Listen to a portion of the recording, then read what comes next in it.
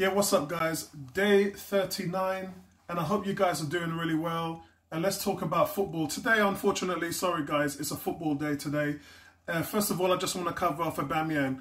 Now, I've been talking about Aubameyang on our show for weeks and weeks and weeks on the Sunday live podcast. And really guys, my thoughts has always been twofold, yeah? For the club, they need to sell him because he's going to be able to walk on a free next year for nothing.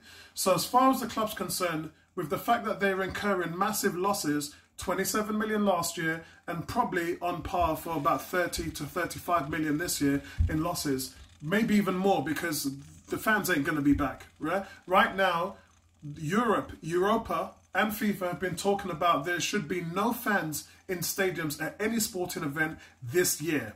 And I think in regards to Formula One and all these other sports that are going to be making a comeback, I believe that, and again, look at the polls that I did yesterday. Look at the polls. Only 8% of people said that they are willing to go back to being a part of big sporting events. 91% of people said no way. So when you take that into consideration, even if you offered up the fact that fans could come, nobody would go because you're putting yourself at risk. We are by far not finished in regards to social distancing or this stage of the virus at the moment. I just did the numbers. Yesterday, 765, the day before 900. Those are around UK's peaks. So while we had a few 400 days, this week alone has shown that we can peak as far as death rates go. And that's not a good sign. That's not anywhere near being ready to go back to find some kind of more normality. That's madness. So as far as football goes, look, I just think that football is still in a very, very delicate place right now. But finishing off on Aubameyang, I think with Aubameyang, he wants to get paid. And the only way he's going to get paid is if he stays and finishes his contract and leaves on a free. That's the only way. He's too old. He's 31 in June. Yeah, he's too old to facilitate having a big contract. And I think it's dangerous for him because, again, you're talking about next year he'll be 32 and he's looking for a big contract, 300-400 grand a week. That is going to be, that's not smart. And I don't think that you're going to find much takers in giving him the contract that he wants. I think his best play is to re-sign with Arsenal. I really do. I don't think, because he's left it too late. As I said, Van Persie was 29. He was 2 years younger. So therefore, you could facilitate a 3-year deal. You can't do that with Aubameyang. You know, next year he'll be 32. A 3-year deal takes him up to 35 years old. You're going to be paying a 35-year-old 300 to 400 grand a week. That's madness. So I don't really see that happening as far as teams goes. As far as Arsenal are going to incur losses. So as far as Arsenal goes, this is all bad news for Arsenal. Because essentially you're going to lose your best player again on a free and get nothing for it and still incur losses. Yeah? So, and listen, let's not bash Arsenal. I know Vinay and Raul came out and said they're not going to let a player run down the contract anymore. But these guys have only just taken over. These guys are just 18 months into their new roles. So don't go and blame them for things like this happening because it really is beyond their control. You cannot simply hold a gun to his head and tell him to sign. It doesn't work that way. If you don't do your business early, then the players have the power and the control that they have. I mean, quite literally, he's been able to dictate his demands, yeah? And Aubameyang is in the driving seat, just as Ramsey was, and just as Ozil and Sanchez was at the time. There's not much you can do if you don't make that commitment early, then you're going to lose out. My worrying concern is you got young guns like Saka, and you got Guendouzi, yeah? You got these young guns who, if we don't jump on them quick, then they're probably going to look at it as a lucrative way of stepping up their careers as well. So that's dangerous. So let's really talk about the main thing now, which is the Premier League, should it come back. I have listened to fans and I've listened to players, I've listened to clubs, listened to the league. And right now the players today are meeting to find out whether they can have the possibility of coming back in July. And I'm telling you something now, Sergio Aguero came out and said some of the players are afraid and they're scared. And look, you're talking about players' lives.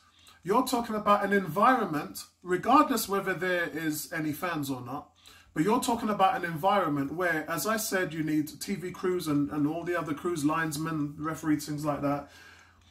And players are bleeding on the field. Players spit on the field.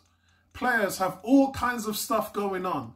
And you're going to run around and be a part of that? That's not very hygienic. And not just that, but you're going to then bring that home to your family and your kids. Guys, I don't think some of us are understanding the severity of how serious this can be. And as I said again, the FA are really one-dimensional. They're only thinking about themselves, and so is the Premier League. But what happens if a player gets sick? What happens if a player goes into severe illness? Who then takes the blame for that? How are they going to feel if this starts to cost the players' lives? You really can't take that chance. Look, this is more than just about Liverpool winning a title, and this is more than money. We're talking about people's lives here, and that is really, really important. That should be the first important thing that you tackle. Not money, not trying to get things back at a stage where the country is still in the middle of a global pandemic. We're in the middle of it. We're not at the end. We're nowhere near the end. So why are we having these talks about bringing the league back? I think that we should listen to Sergio Aguero, and players, I think, should speak up as well. The fact that he's having to come out and say something, I think that other players should come out, and if that happens in abundance, then the FA are going to seriously have to put their foot down. And not just that, in my video the other day when I talked about France, it was the government that made the decision. The government said, listen, you lot can do whatever you want, but we are going to have no sports until September. It took the choice right out of their hands. And if the FA and the Premier League want this so much because they want to get paid, they're looking at their contracts and they're looking at how much money they're losing, and believe me, it's billions and billions and billions, then the government should step in and say, guys, that's ridiculous. We can't do that. We're not going to do that. We're not going to have any sports that are going on in this country until August or September. And I think that Boris should do the right thing and make that call. It takes onus away from the FA and the Premier League. It just completely takes that choice away out of them. And I think somebody needs to take responsibility for this before somebody gets hurt, before it costs lives. Because here's the thing, guys.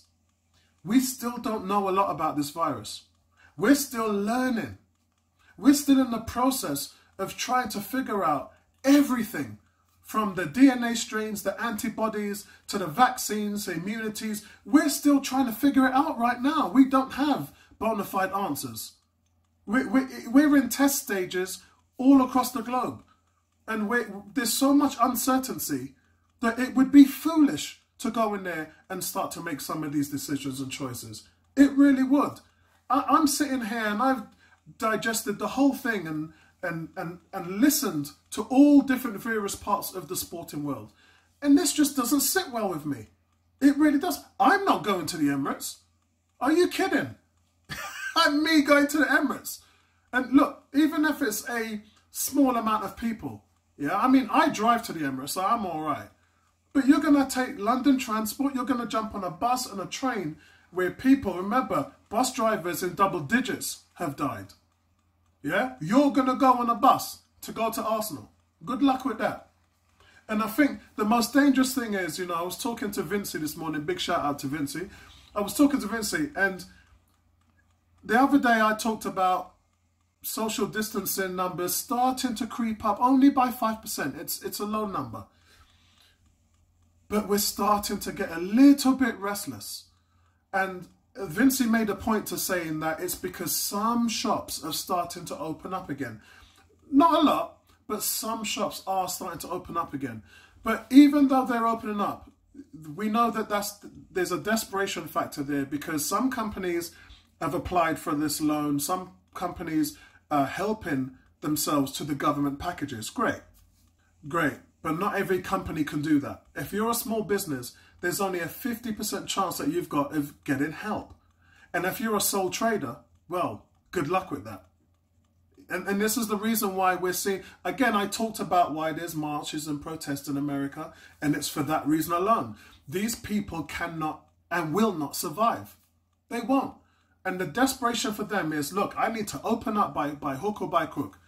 I'm a non-essential business, and my business is going to go down if I don't do something drastic. But what you're doing, trying to save yourself, is you're committing people in droves to come to your shop and be carriers, carry the virus to your shop and help to infect other people. That's the fallout. That's the other side of what, and then I'm not going to call you selfish. Maybe you might be in a little bit, but your actions have repercussions that can cause a great amount of pain to people, young and old.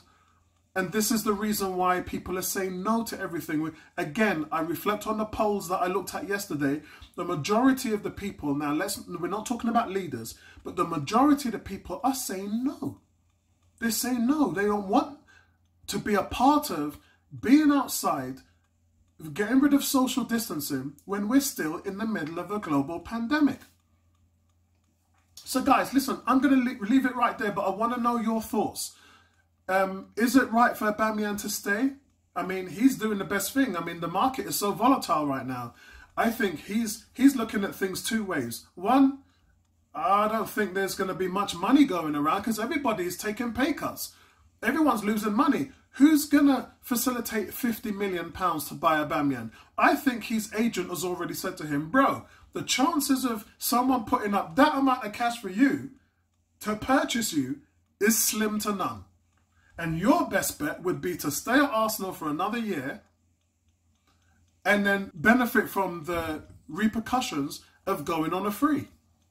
That's what his agent has said to him, because anyone with an ounce of sense would say the same thing. And Aubameyang's looked at it and like, yeah, you know what, all the eggs are in my basket next year. I call the shots.